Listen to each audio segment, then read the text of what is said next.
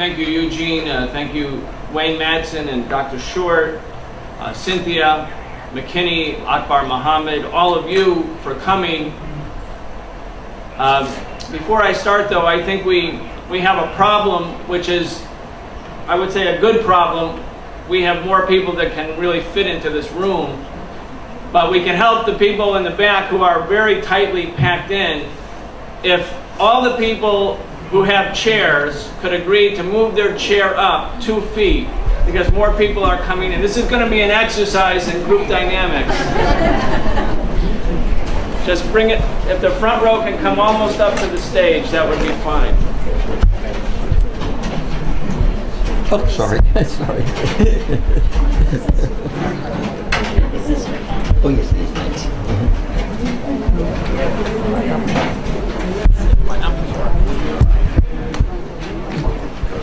Okay, that's good. How do the people in the back of the room feel? Any better? We need more of a response, guys. Okay, very good. Thank you for doing that. I think the fact that we have such a good turnout tonight is an indication that people are sick and tired of relying on Fox News, CNN, MSNBC, the Washington Post, the Los Angeles Times. It's all the same, and it all gets the same message. And the message is everything the US, British, and French do, every missile they drop, every bomb they drop, everything they do is helping to protect civilians against the great evil dictatorship of Muammar Gaddafi. And I think by virtue of the turnout tonight, we can see a substantial part of the population doesn't believe it, and they want to hear a different story, the true story. Now, I want to also mention that we are, like all nascent beginning anti-war movements, something of a coalition. And I think that's important. And I want to talk about what it means to be a coalition. It means that we all don't have an identity of views. It means we have philosophical differences and ideological differences, theological differences, all kinds of differences. But we have something in common. And what we have in common is a strong belief that when NATO and the US, the great enslaver of Africa, That's right, and the British and French, the great colonizers of Africa, come together to say that they're going to drop bombs on Libya because they have developed a tender concern about the needs and interests of African people in Libya or anywhere, we know that that's a bunch of crap and that we have to organize against it.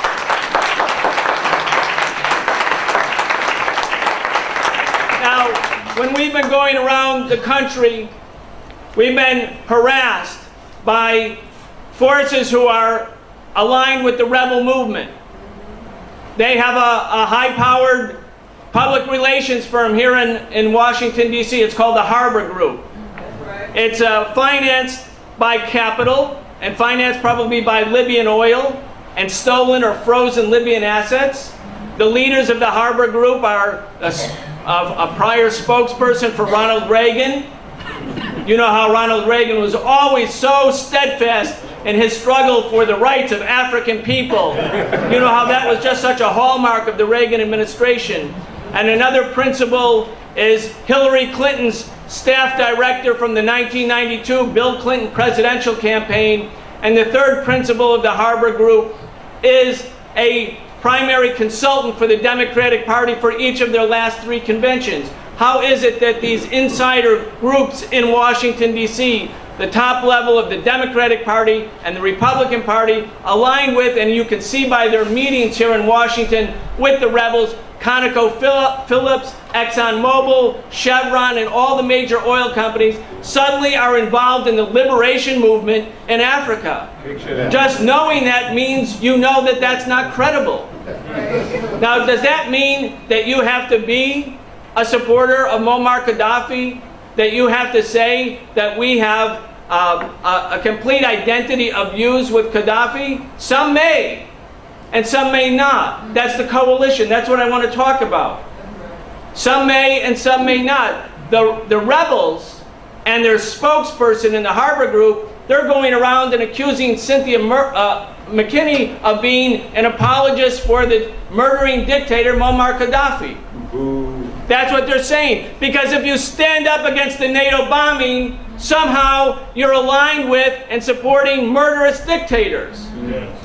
In other words, when the imperialists and the colonists bomb Africa, invade Iraq, occupy Afghanistan, their motives are pure. Their motives are good. Their motives are to stop terrorism, or to promote democracy, or to defend freedom, or to protect civilians. But if anybody else stands up against their wars, they become the apologists for evil. That's the process of demonization. That's right. Very selective demonization. That's right. You demonize the enemy, you dehumanize the enemy. Right. Why? Because it's an objective assessment? No, because you're preparing your population to be acquiesce to any crime committed in their name, with their tax dollars, with the blood of their young people. Yes. Commit any crime, but just recognize it's against the devil. That's right. It's against the demon. That's what they say. And we know that that's what they did to Noriega and Panama. Yes. Right. By the way, they did it to Mandela before they decided to stop that in 1988. He was the great demon and terrorist until 1988. Tell the truth.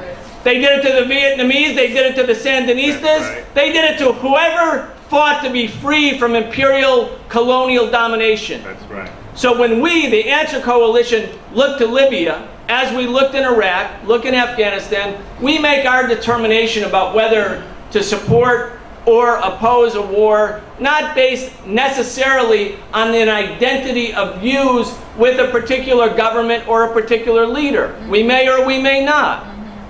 We didn't oppose the genocidal invasion of Iraq because we were cheerleaders for Saddam Hussein. We were opponents of the war because we knew that that war would kill hundreds of thousands of innocent Iraqis. We knew that the Iraqi people didn't want to live under occupation.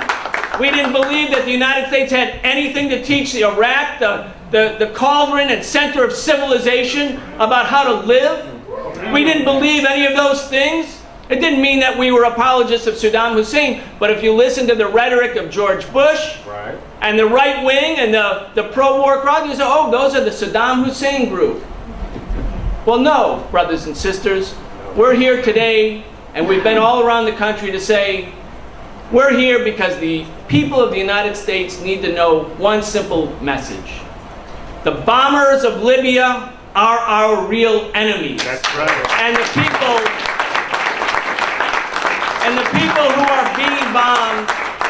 who are being bombed, are our sisters and brothers. That's right. And when they say Gaddafi was killing his own people, but it's okay for Obama to kill the Libyan people, we say, you know, the Libyan people are our people. Yeah. We are one people.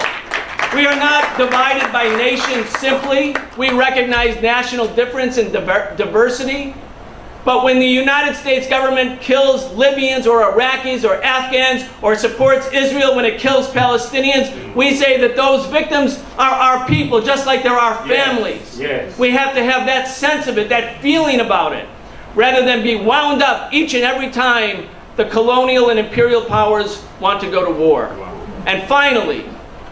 And finally, sisters and brothers, how is it that they can lay off nurses and teachers all over this country, cut school programs, tell us that the country's broke, and yet spend $128 billion a year to occupy Afghanistan, spend $10 million a day, $10 million a day to drop bombs on Libyans, but there's no money for teachers or nurses.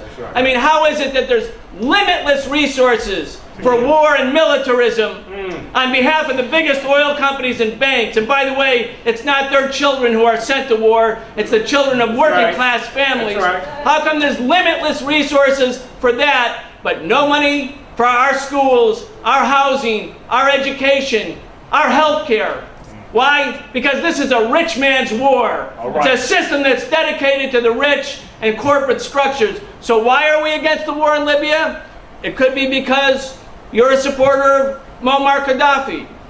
It could be because You may be a critic of Muammar Gaddafi, but you understand that the real evil here is a system of imperialism that's going into Iraq and Afghanistan and now Libya, not to help the people, not to bring democracy, but to bring more oppression and exploitation. That's why we're here. If we're here on that basis, we can build a kind of coalition that can't be broken apart.